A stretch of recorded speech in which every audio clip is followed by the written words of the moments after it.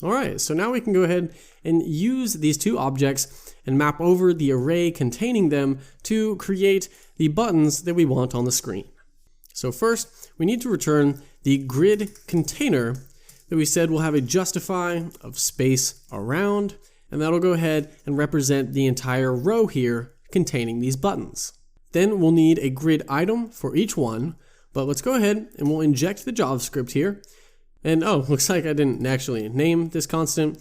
So let's name this our buttons, const buttons equals that array. And now we can go ahead and buttons.map, and that'll give us each button inside of it. So we can go ahead and use parentheses to automatically return. And we'll go ahead and return, remember, a grid item wrapping a grid container direction of column. And that'll make sure that the justify of space around works properly on the two items that we'll have inside of here. So now inside of the grid container, we'll first need a grid item wrapping our image with a source of the button that we're mapping over dot icon, where we stored the icon that we've imported in our object. Let's go ahead and give this an alt, and we'll just use the button dot label for the alt.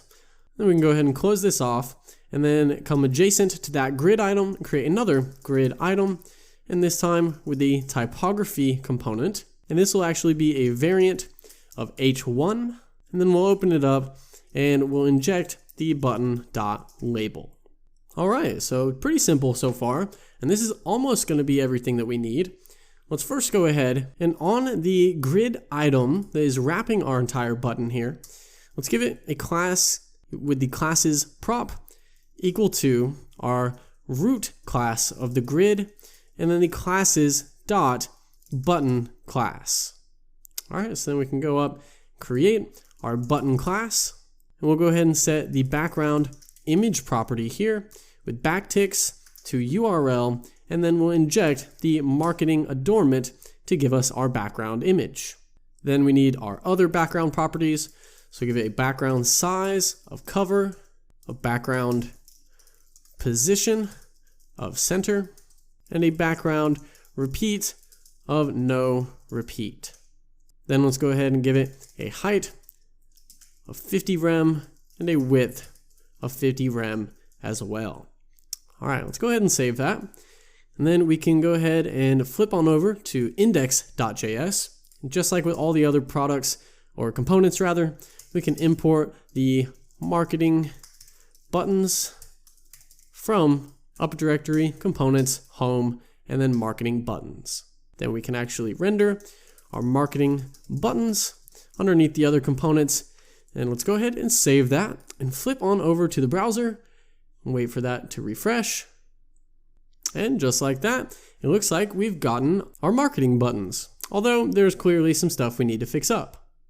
All right, so let's flip back on to the code editor. And if we go back to marketing buttons, the first thing that I want to show is actually a mistake that I think is pretty common. I've made it a few times, and that's the fact that we put this classes here on the grid item, when what we actually want to do is let's move that to the grid item container direction of column. Okay, and the reason I wanted to show this is because usually I like to stick to putting the classes for a background image on the most immediate container that it is relevant to. Okay, so we wouldn't put it on this grid item because that's actually holding our icon. We wouldn't put it on this item because that's holding our text. So the most immediately relevant container for that would be this grid item, or the grid container rather, not this grid item. So since that grid item is one up above an extra grid container, and because of the justify of space around, that can cause some issues. So just like we have the grid container here nested, we want to leave that grid item alone so that our alignment works as expected.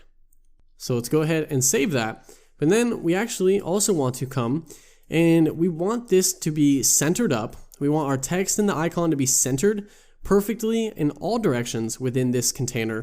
So we'll give it both the align items of center as well as the justify of center. So we can go ahead and save that and flip on over. And now we see that our items are correctly centered in the very middle of our buttons. Now it also looks like our typography styles are not being applied. So I think I had a typo up here where I imported typography. For some reason, I accidentally imported that from grid. Let's import that from typography. And then if we flip back, we see our styles applied. So let's go ahead and wire these up to actually be buttons now.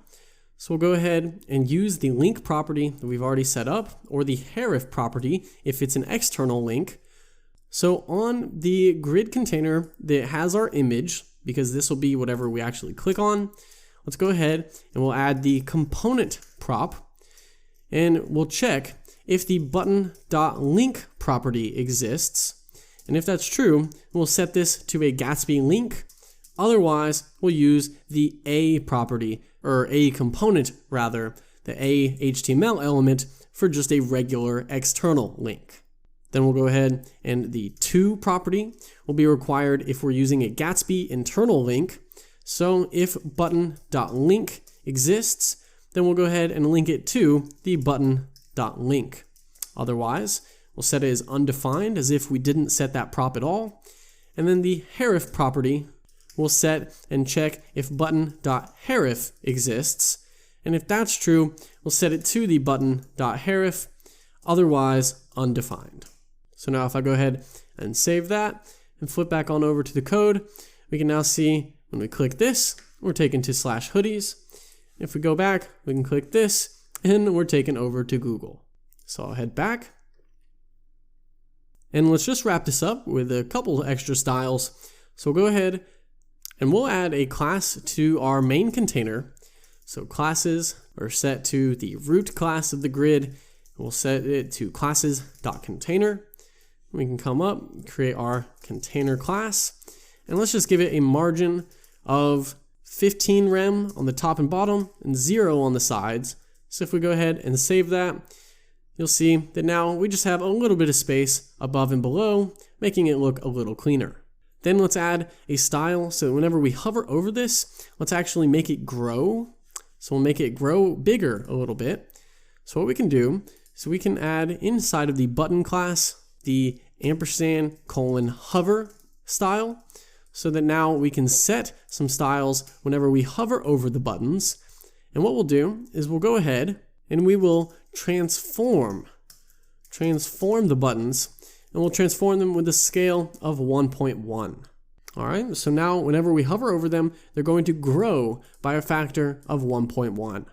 But we don't want it to just jump all jagged to being grown.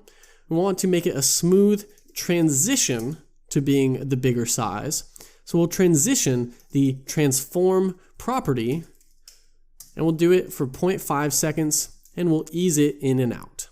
So make sure you get the comma here. We can go ahead and save that, flip on over, and now when we go ahead and hover over our buttons, check that out. We have a nice little grow effect, just to kind of add some extra touch to our marketing buttons.